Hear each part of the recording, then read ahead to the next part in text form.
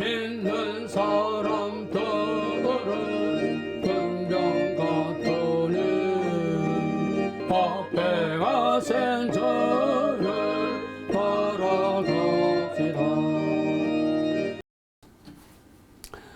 할렐루야. 오늘도 하나님께서 우리 가운데 임재하셔서 하나님의 통치권이 나타나고 말씀을 통하여 모든 마귀의 권세를 제압하는 하나님의 능력으로 임하시기를 주님으로 간절히 기원하고 축원합니다. 오늘 하나님의 말씀은 마태복음 10장 34절에서 36절까지입니다. 마태복음 10장 34절에서 36절까지 다 같이 봉독하겠습니다. 내가 세상에 화평을 주러 온 줄로 생각지 말라. 화평이 아니요 검을 주러 왔노라. 내가 온 것은 사람이 그 아비와 딸이 그 어미와 며느리가 시어미와 부러하게 하려 함이니 사람의 원수가 자기 집안 식구니라. 아멘. 지금 우리는 4월 10일 사느냐 죽느냐, 대한민국이라는 이름이 지도상에서 없어지느냐, 아니면 대한민국이라는 이름이 온 세계에 널리 퍼지고 대한민국이 거대한 United States of Korea, 세상이 다 놀라는 위대한 다윗의 왕국이 회복되는 하나님의 대역사가 일어나느냐, 도약이냐 몰락이냐, 이제는 기회가 없습니다. 이 한 벌로 끝납니다. 이건 마지막 결승전입니다. 마지막 승부차기와 같은 아슬아슬한 순간이요, 아무도 예측할 수 없는 순간입니다. 우리는 이 마지막 목숨을 바치는 피투성이의 혈전을 앞에 두고 있습니다. 이러한 상황 속에서 우리가 한가하고 달콤한 설교, 기분 좋은 설교, 기분 전환하는 설교, 이런 설교를 지금 듣고 있을 때가 아닙니다.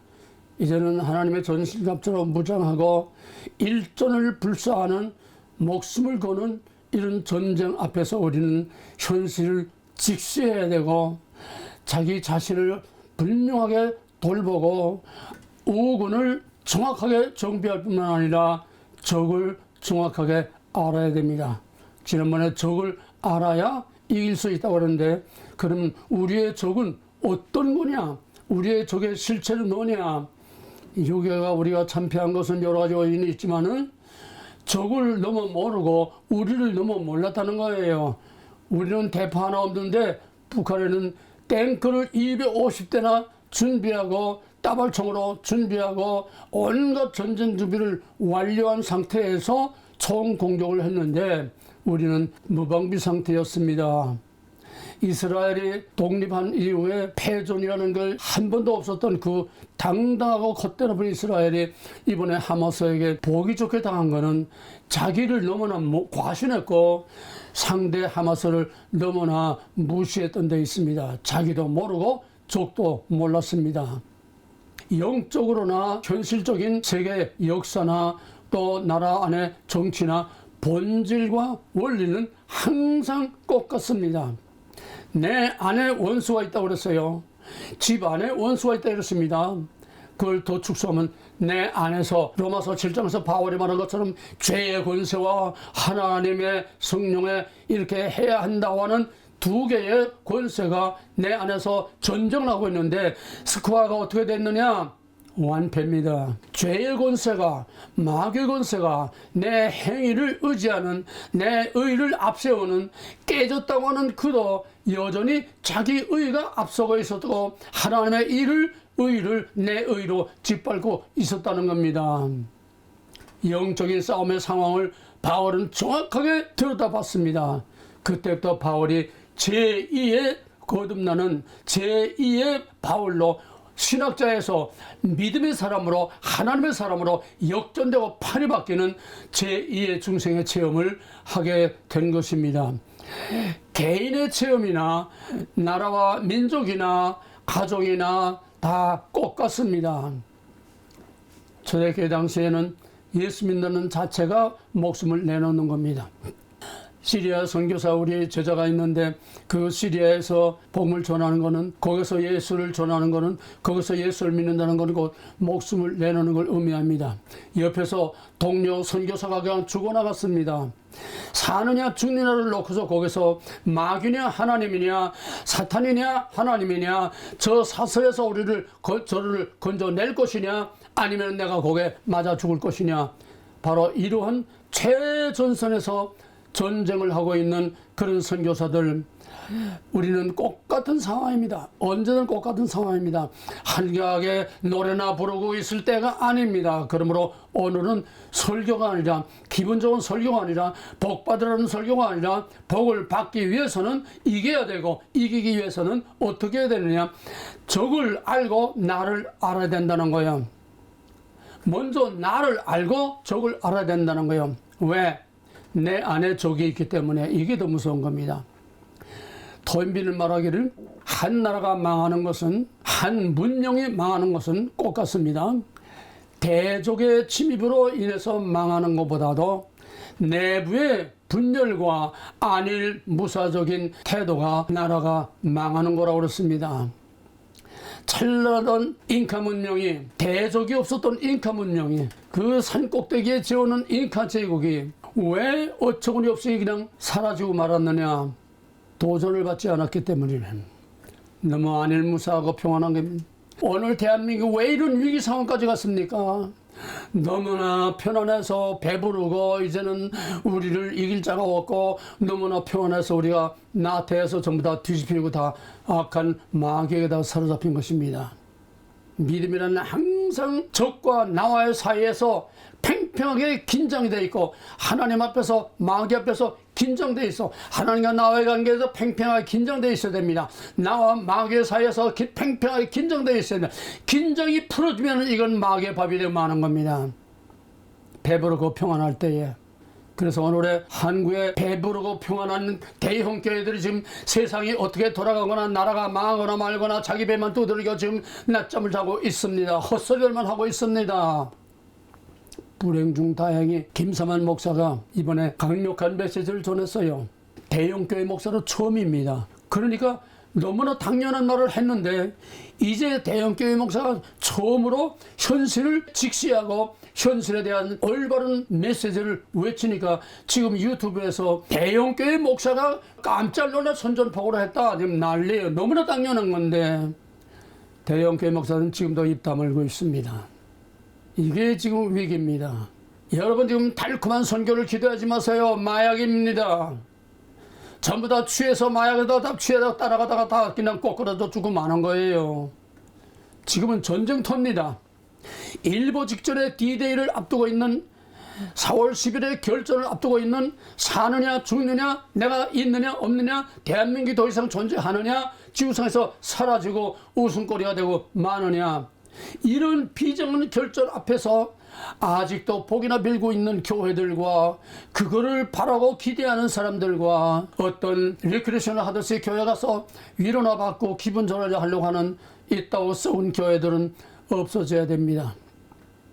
지금 상황으로서는 마땅히, 당연히 우리 대한민국과 한국교회는 심판을 받아야만 됩니다. 그게 하나님의 방법입니다. 심판 후에 구원입니다. 고난 후에 영광입니다. 심판 후에 다 찌꺼기를 제하고 깨끗하게 다 청소해서 거기서 구르토기에 남은 순수한 진리를 가지고 다시 일어서는 것이 교회의 역사요, 우리 이스라엘의 역사요, 우리 개인의 모든 신앙도 똑같습니다.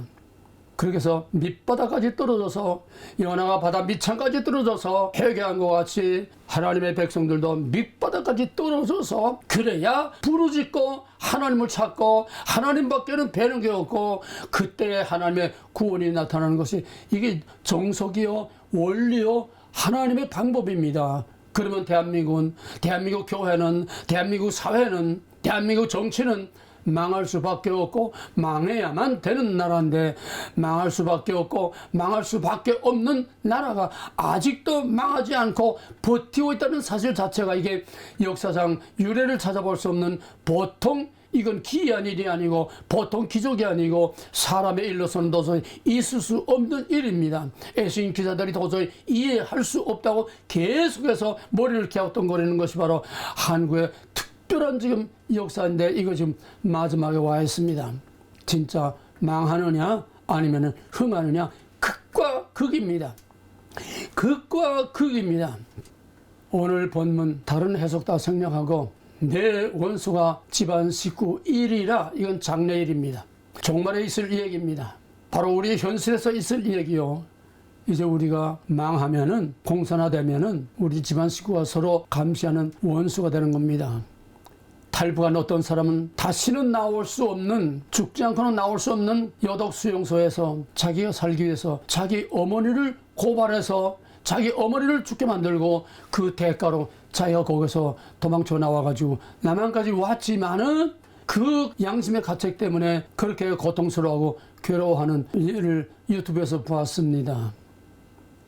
공산화되면 자기가 살기 위해서는 부모도 형제도 이 사회에 서 있는 것처럼 아비가 자식을, 자식을 아비를, 형과 동생을 서로 고발하고 서로 죽이는 이런 역사가 우리의 현실이 되는 것이에요. 그러므로 북한 당에는 양심이라는 게 없습니다. 이제는 거짓말을 하든지 남에게 누명을 씌우든지 남에게 모든 남을 고소해서 내가 살아남는 게 문제예요. 거짓밖에는 없는 거예요. 사느냐 죽느냐를 바로 양심이고 뭐고 다 없어요. 이런 세상이 우리 눈앞에 지금 임박하고 있다는 이 위기의식을 우리는 잠시도 놓치면 안 됩니다. 교회가 긴장해야 됩니다. 전 국민이 긴장해야 됩니다. 문제는 그 대적이 아니라 내부의 적이라는 거예요. 북한은 핵을 가지고 있습니다. 남한이 아무리 연구하고 핵에 준하는 그런 어마어마한 미사일을 만들고 있다고 해도 핵 한 방이면 끝나는 거예요. 서울에 핵 한 방이면 끝나는 거예요. 재래식 무기 암만 강하다고 해도요. 한 방뿐입니까? 그놈들은 지금 핵탄두를 200개나 지금 준비하고 있어요. 모든 미사일 완전히 운반체계 완전히 다 준비하고 있어요. 그까지 거 ICBM 미군 관두고 한국은 그냥 노소 똥 먹깁니다. 게임은 끝난 게임이에요. 핵 앞에 무슨 재래무기에 무슨 맥을 춥니까? 여기 썩으면 안 돼요. 핵은 핵으로라야 전쟁을 막을 수 있습니다. 이것이 2차 대전 후에 냉전 시대에 3차 세계대전의 위기를 막은 것이 바로 핵이 핵을 막아서 그 위기를 막았고, 큐바 사태에 3차 대전 일보 직전에서 그거를 막은 거는 쌍방이 무시무시한 핵을 가지고 있기 때문에, 그때 후르츠초프가 유엔 석상에서 그 강단에서 신발장을 벗어서 유엔 총회에서의 신발장을 벗어 두들기면서 지금은 사느냐 죽느냐, 존재하느냐 없어지느냐, 지금은 가장 위기의식에, 지금 위기의 불확실성의 시대에 살다. 단 한 가지만이 확실한데, 핵전쟁이 이러면 너도 나도 다 없어지고 마는 거다. 쟤밖에 남는 게 없다는 거예요. 후르츠초프는 공산 정권에서 나왔지만은 스탈린의 삼총사 후르츠초프하고 또 고르바초프하고 그 다음에 옐친하고 이걸 사과였습니다.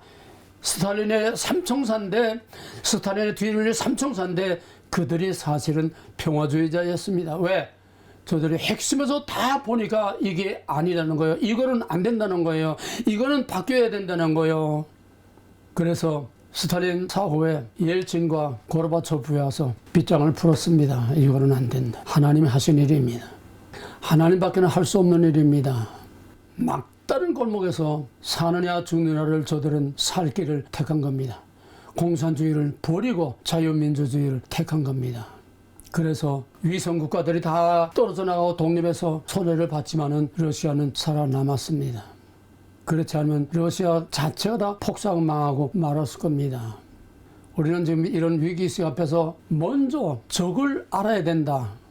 왜냐하면 원수가 우리 안에 있기 때문에. 교회의 원수가 공산주의 아니라 바로 그 이전에 우리 안에 원수가, 교회 안에 부패하고 타락하고 탐욕으로 꽉 찬 교회 안에 좌파, 친중, 친복, 정북 사사, 이런 목사들이 득실거리기 때문에 오늘 한국이 이 지경이 된 것입니다.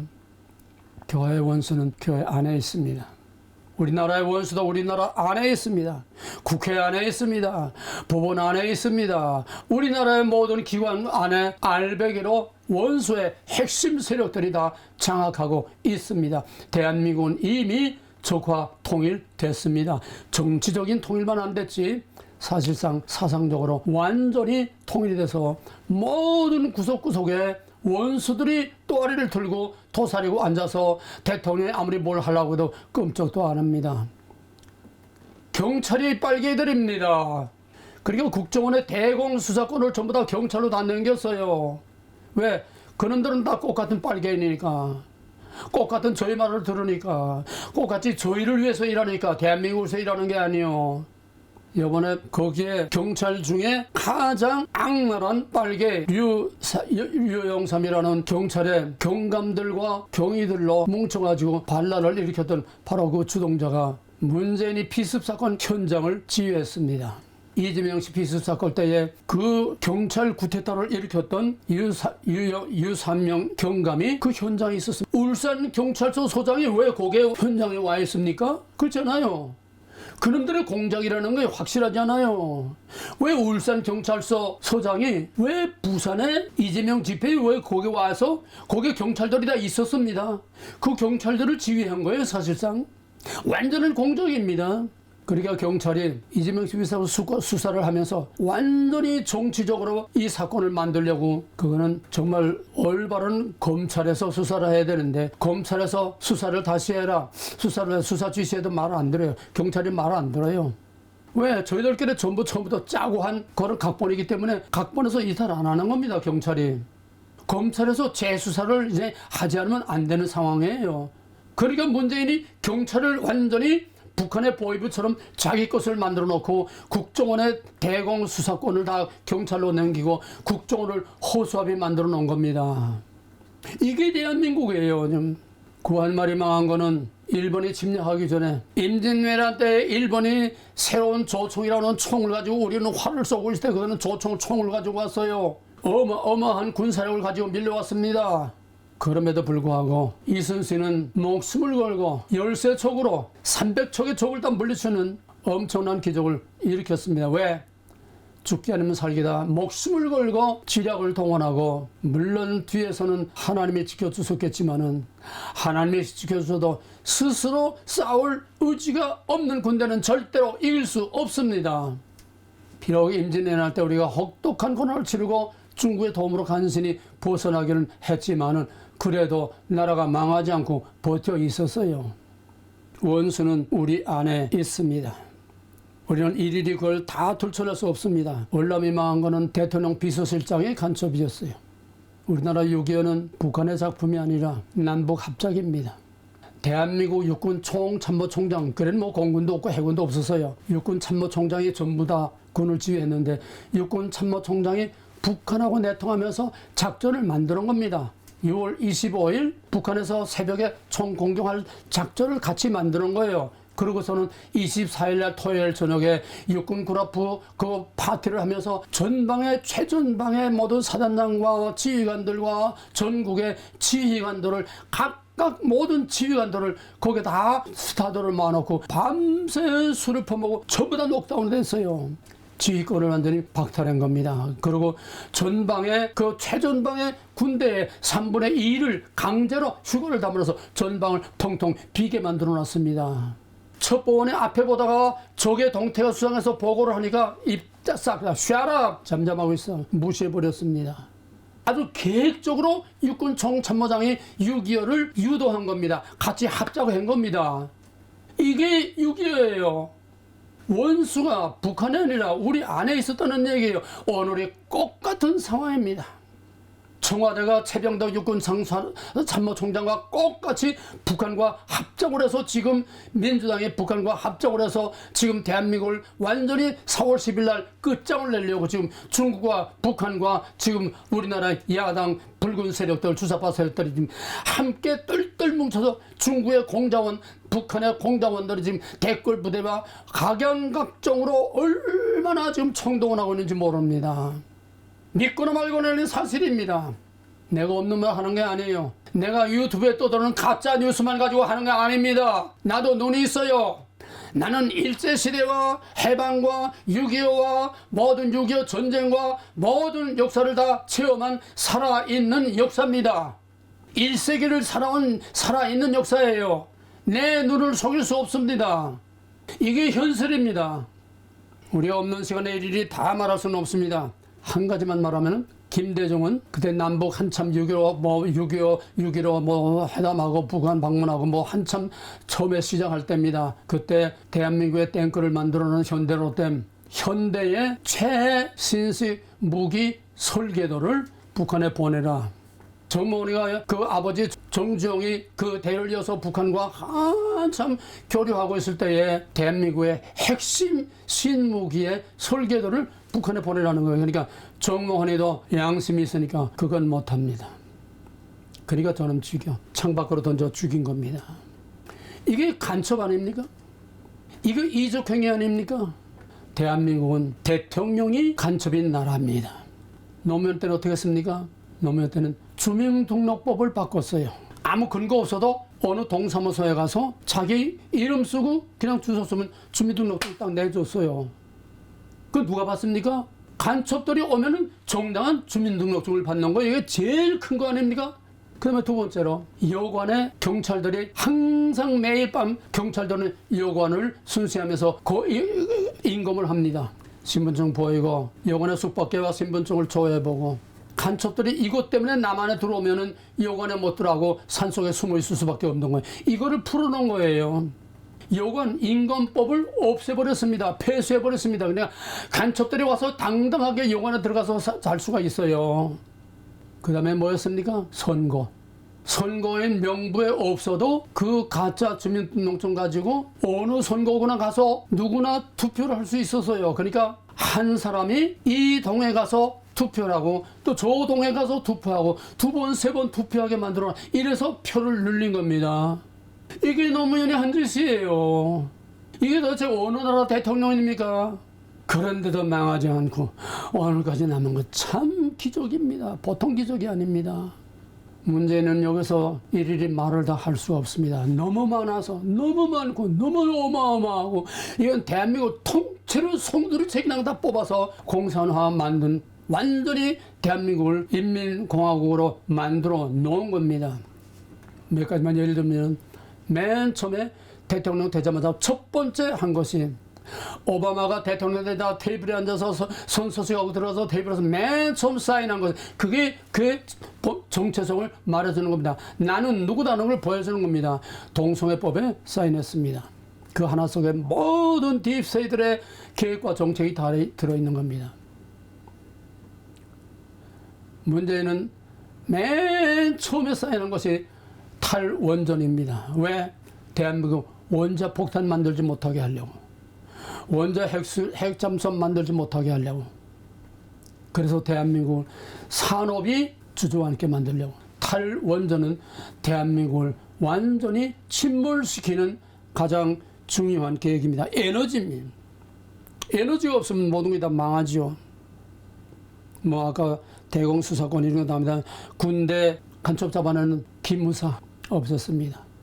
날조해가지고 그걸 기무사를 다 죽이고 기무사 사령관을 잡아 가두려고 하니까 그 어느 중장이가 기무사 사령관이 자살을 했습니다.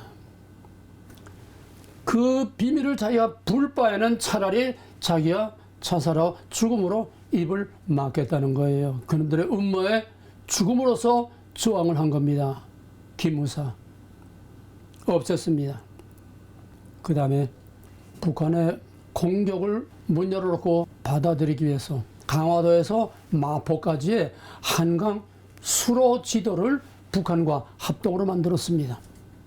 적의 침투선이 마포까지 아주 안전하게 들어올 수 있는 그 길을 남북이 합동으로 한강 수로 지도를 만들었어요.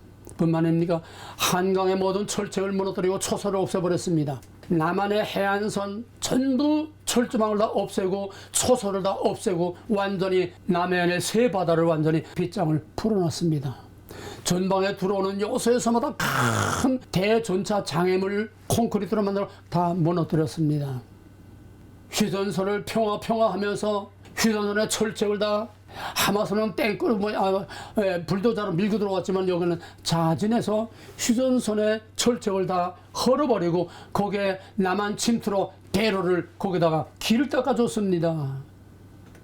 이게 어떻게 간첩이 할 수 있는 일입니까? 간첩 정도가 아니에요. 일일이 다 말할 수가 없습니다.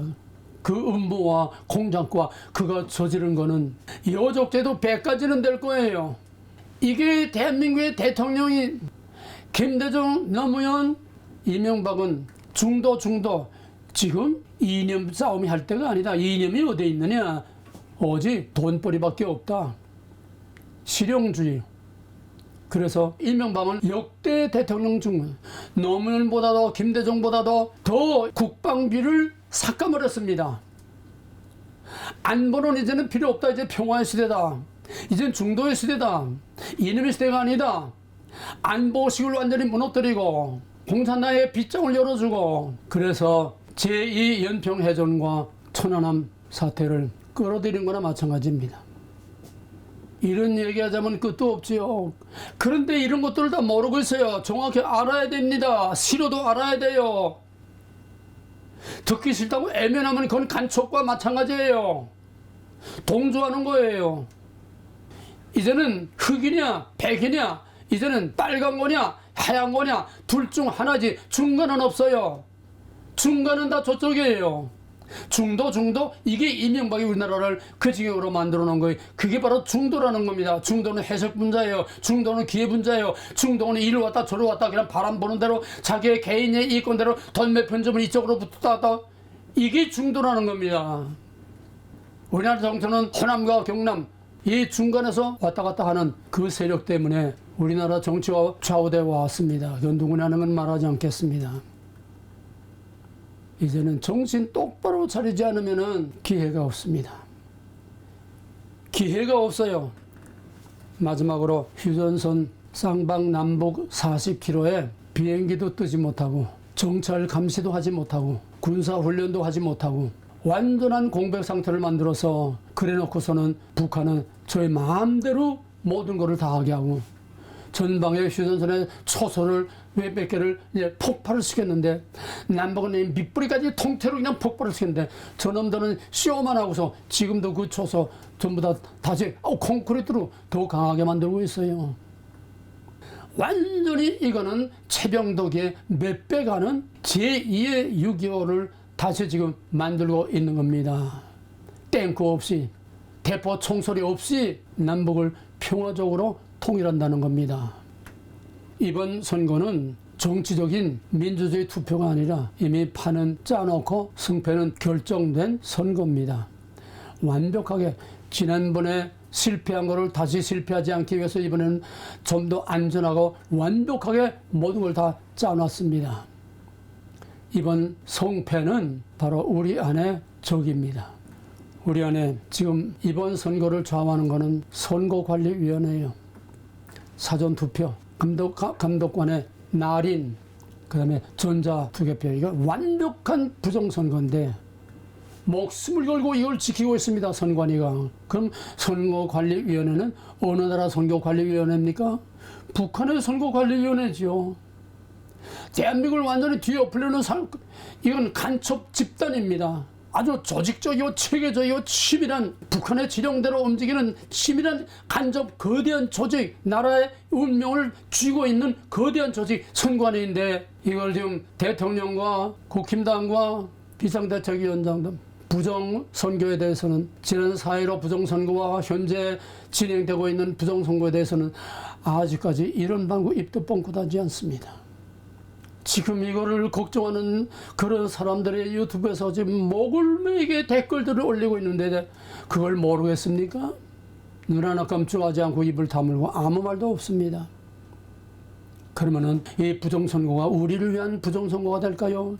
윤 대통령을 위한 대한민국을 위한 부정선거가 될까요? 우리에게 유리한 부정선거가 될까요? 그 부정선거 안에 우리가 기대할 만한 무슨 계략이라도 있습니까? 그래서 입을 다물고 있는 겁니까?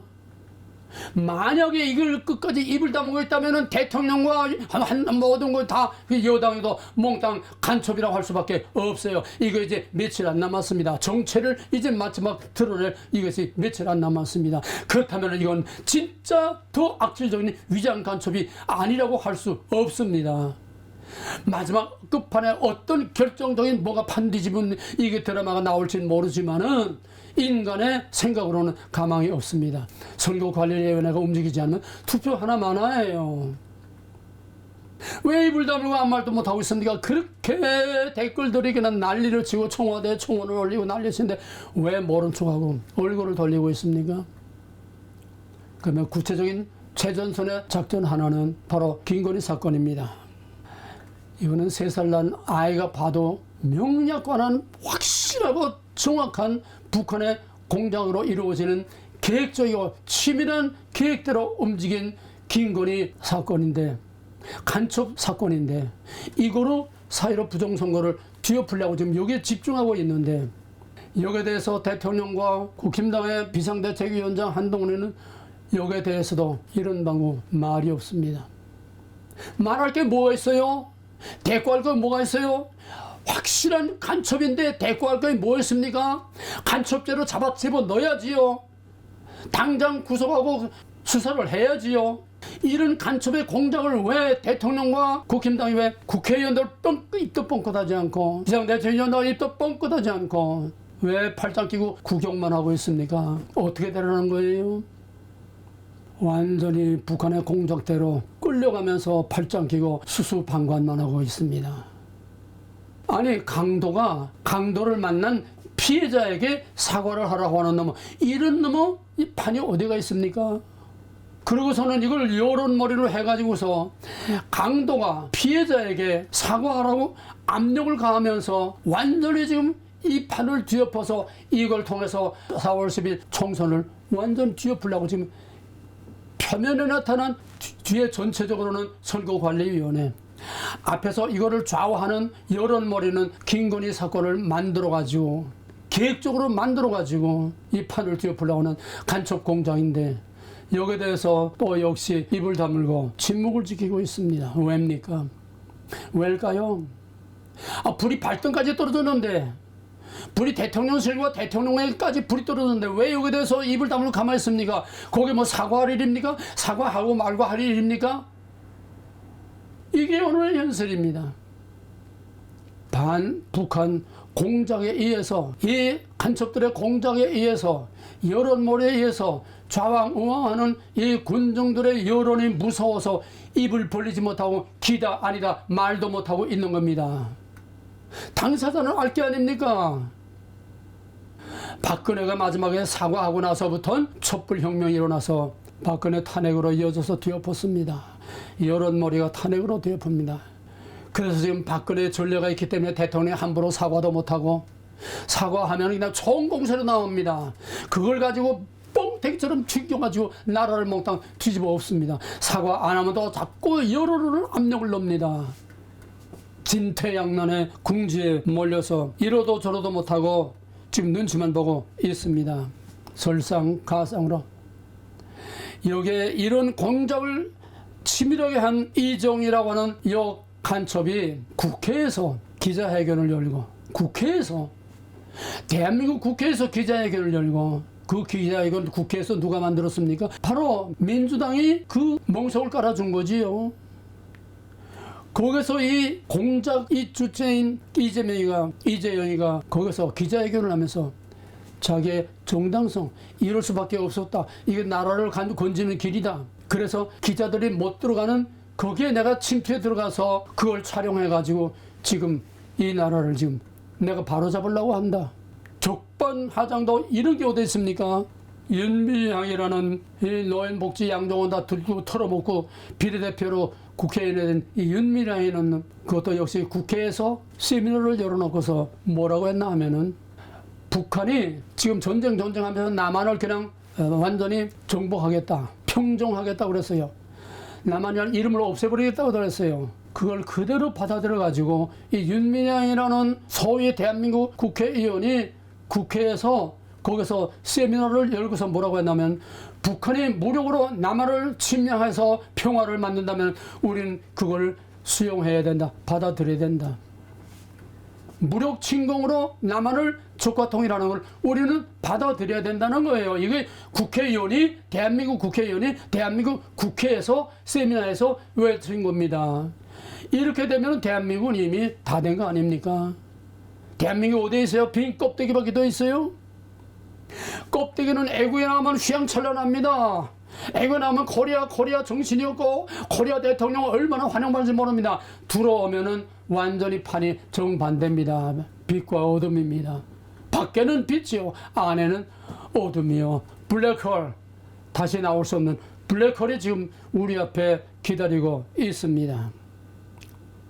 춤추는 여론의 눈치만 보면서 표를 구걸하는 게 아니라 이제 마지막 길은 판을 뒤엎는 겁니다. 김건희 사건을 뒤엎는 겁니다. 문재인 사건을 뒤엎는 겁니다.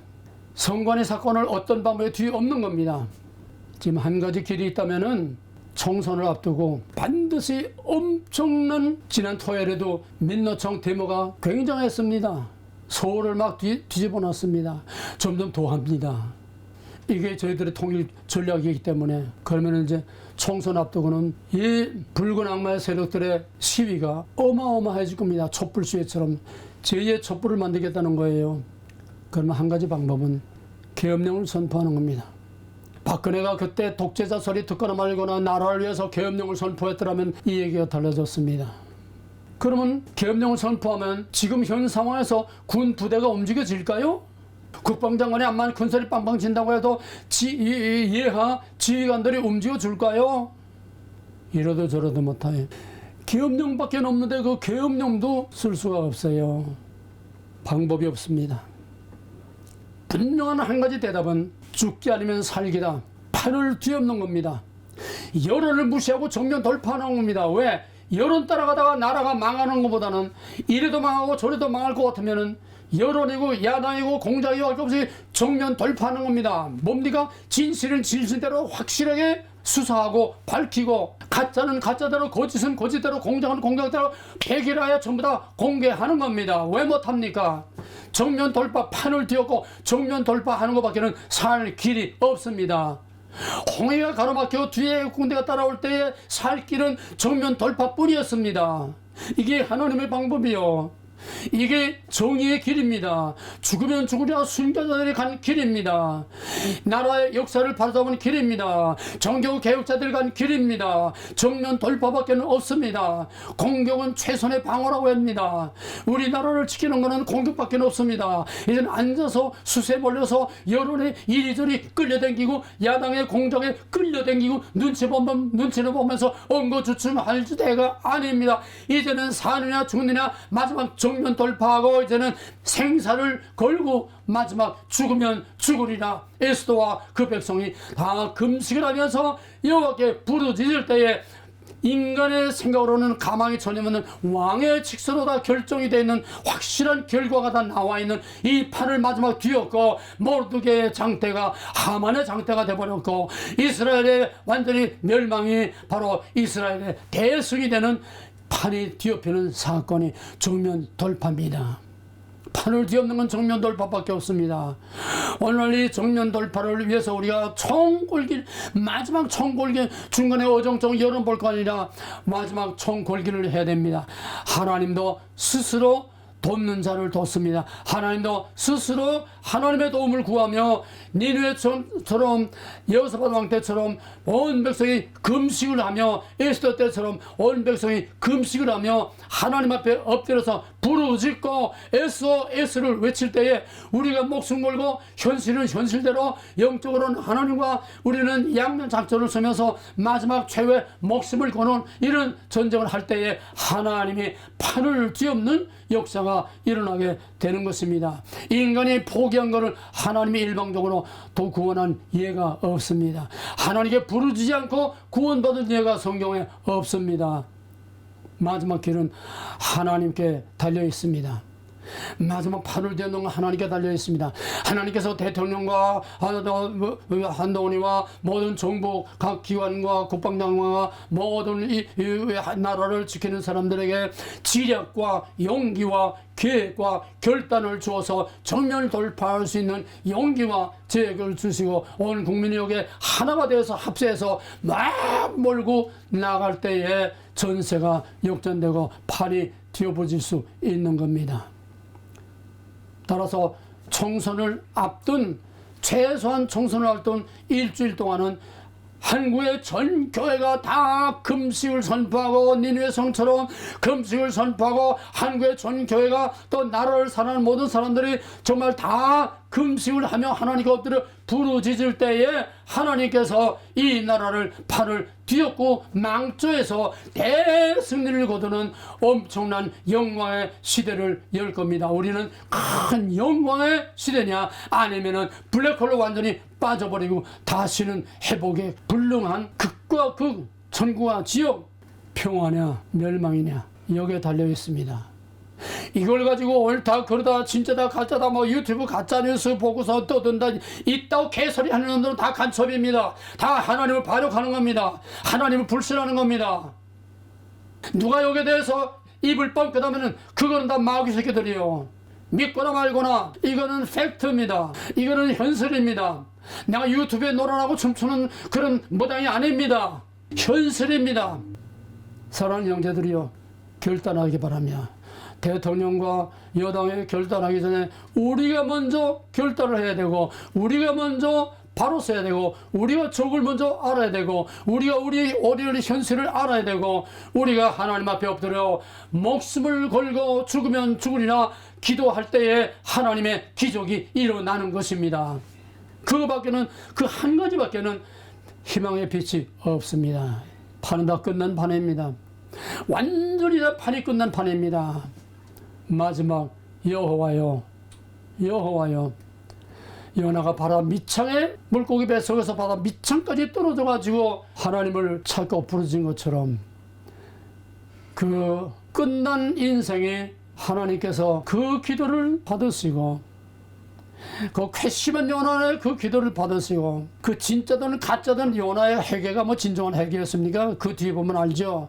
가짜 회개지만 하나님께서 그래도 그 절망의 밑바닥에서 바다 밑창에서 부르짖는 요나의 기도를 하나님께서 가짜인 줄 알면서도 그걸 받아들이고 연락하셔서 그 물고기로 바다에 토해내서 니느웨 성에 가서 가짜로 외치는 가짜 선지자지만 니느웨에 가서 하나님의 명령을 전달하게 하신 것입니다. 그래서 니느웨를 구원을 했습니다. 가망이 없는 니느웨를 그래서 구원했습니다. 가짜를 들어서도 하나님 그 니느웨를 구원을 했습니다. 오늘 우리나라에 가짜를 통해서 하나님께 부르짖어, 가짜에게라도 하나님께 부르짖어, 진짜든 가짜든 전부 다 하나님 앞에 엎드려서 이 나라의 운명과 자신의 운명과 한국 교회의 운명과 많은 천만 그리스도인들의 운명을 걸고 목숨을 걸고 대한민국의 운명을 걸고 하나님 앞에 다 엎드려서 온 교회가 회개하며 부르짖는 역사가 일어나기를 주의 이름으로 간절히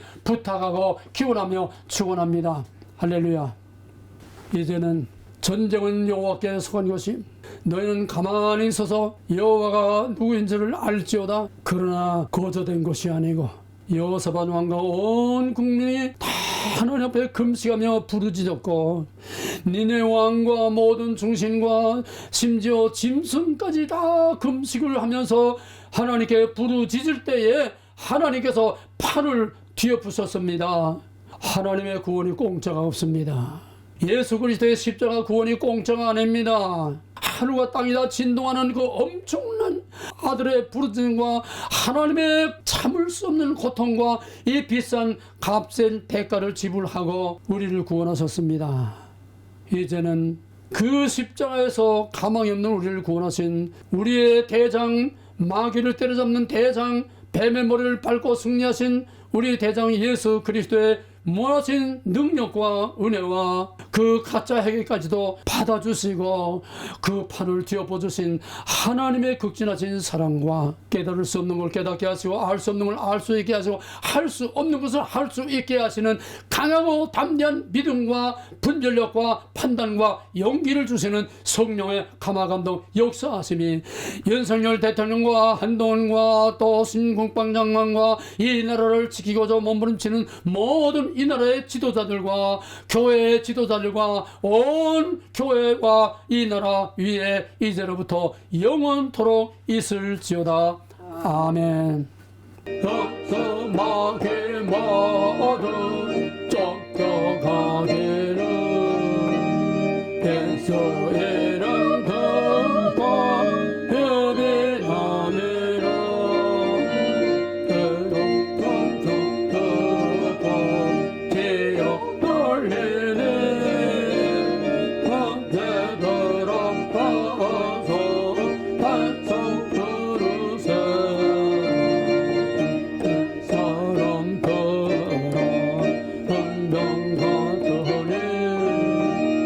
앞에가 생터를 걸어갑시다. 세상